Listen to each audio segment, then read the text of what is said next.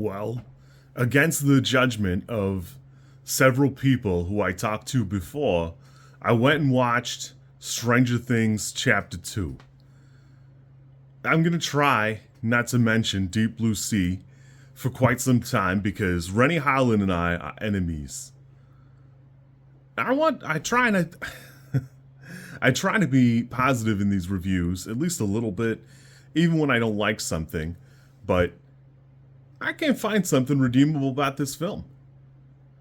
From they added a subplot about a pig and gave the pig a backstory, to the length of the movie, to the sound design, I cannot find anything redeemable about this film, and I saw a lot of crappy movies.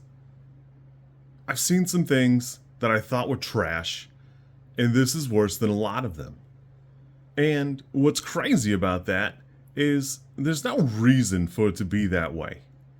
The beautiful part about Strangers in 2008 was they're pretty clear that they're just some random people. It's a crime of opportunity, and it has nothing to do with Liv Tyler or Scott Speedman. They were just doing it to do it.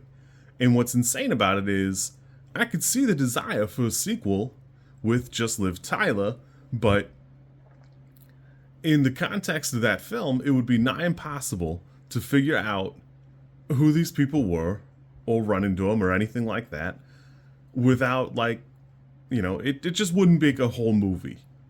So it's bananas to me that Renny Harlin at some point got involved with Alan Cohen and Alan Freedl and made this. Because a lot of this movie is tied up in the backstory of Pinup, and who cares? It's not even that interesting. It really is just a weird, crazy pants thing that doesn't make any sense.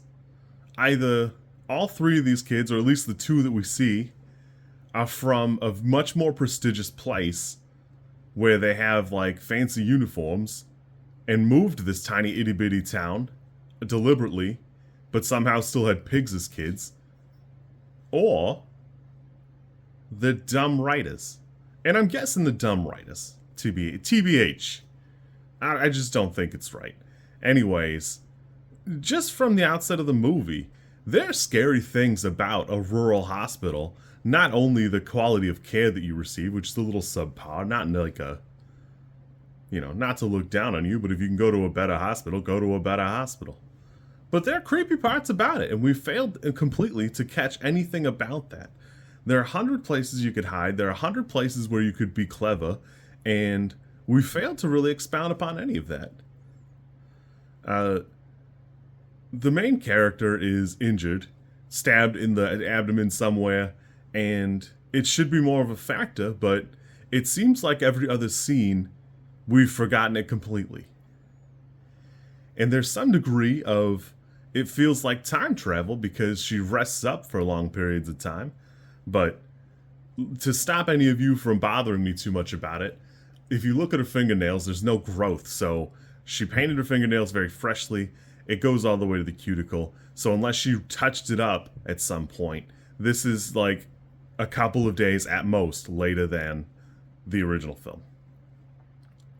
So we're running around the hospital, and we do see the fiance's body. I think the only interesting bit here is crawling into the bin with him, and even that is only saving you because there's just a lot of morgue drawers, and it seems annoying to pull them all out. So the bag face just goes, well, I got other stuff to do, and finally somebody shows up, the third other person in this hospital all night. Which, again, there are scary things about a rural hospital, and we're failing completely to capture any of that energy there. And, we already did kind of a bad job with the home invasion sequence. I'm not going to look him up. Whoever did the sound design in this movie, I hope it's a man who's happily married to a woman, and tomorrow morning, she wakes him up by yanking the blankets off of him out of the best dream in his life and punches him square in his pee-pee. I hope she does this for the rest of their lives. That person is my enemy. The sound design in this movie is so terrible because in order to make it seem scary, they just increased like the high pitched sounds until it's almost unbearable. This is just tonight's the movie. It's just bad. And it's fine to be a little bit discomforting. I understand you're trying to go for a little bit of this, but it's so much, I don't understand why you would ever do it that way. Everything is like that, from her screams to an axe hitting like a body. It's just this high-pitched scraping. It's so bad.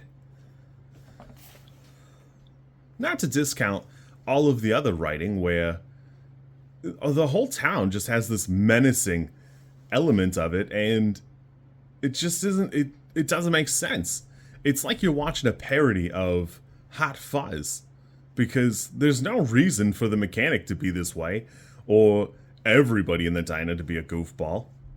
You know there's 3 creepy people in town, and we figured out that it's the waitress and probably the mechanic and, you know, somebody else. And who cares? I don't ever want to see who Tamara is. I don't care. I didn't care before. It was a weird, like, part of the ritual, but it's not that ritualistic in the first one. It's just a thing they're doing because I think they're dickheads.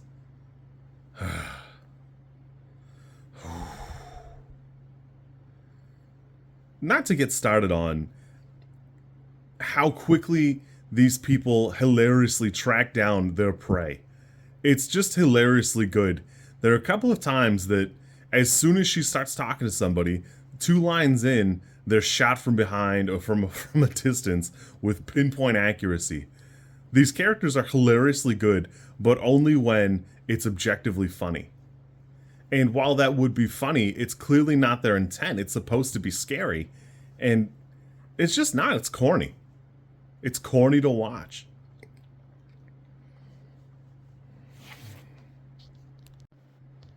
Even the first one has a couple wide shots and stuff like that, and this one just doesn't.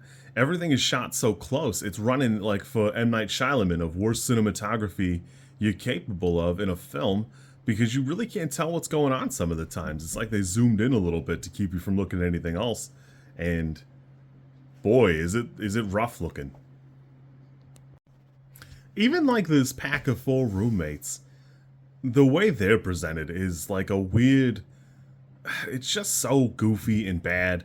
Everything about it seems like an odd choice. From them showing up on the side of the road to cajoling her into the car and then picking up people and squeezing her into the center of the thing so that your goofy drunk roommate can like leer at her. Like, it's just everything. Everything about this is written so poorly and in such a goofy way. At some point, she stabs one of the strangers with a pitchfork, and you might as well have tickled her because all it did is stop her for a minute while she apparently used a med kit and fully healed, because you never once see them limp, and they keep at perfect pace with you. She camps out for a little bit in the woods next to an unlocked car before a boar basically rips the car apart for no reason. Just everything. Everything about this is so bad. And there's no reason to make it this bad unless it's like a money laundering scheme. I don't understand why Renny Harlin thought he was Peter Jackson to try and make 3 movies at once, because it seems like he had half a movie ready to go in the chamber and basically stretched it out so far he has 0 of a movie. I didn't think this was possible, but, well, especially because we've made it all the way into, what is it? It's September. This will play in October, but this is the worst movie I've seen all year. This is worse than Flight Risk, and I hated Flight Risk because I thought that was slop, but at least it looked okay and was palatable. I don't leave a movie partway through because I insist on finishing it to see what's going on, and I'll be mad when I finish Chapter 3, regardless of how good it is, because there's no way it'll make up for these 2 crappy movies based on a pretty decent movie. But this is a 2. This is a 2 out of 10. This is the worst movie I've seen all year. Possibly the worst movie I've ever seen. I usually end these with like a kiss or a cute joke or something, and I'm not going to because this movie sucked. If you like this content, I'm supposed to ask you to like, comment, and subscribe. I think like is here, and comment is probably down there, and subscribe over there somewhere too. I think. I don't know how many times this like snippet is gonna make it into a video. Everybody says you should do it this way, and I always thought it was just like an annoying thing other YouTubers did. And as you know, I am bad at editing, so if you like it, great, I'm happy for you. If you don't like it, I'm sorry.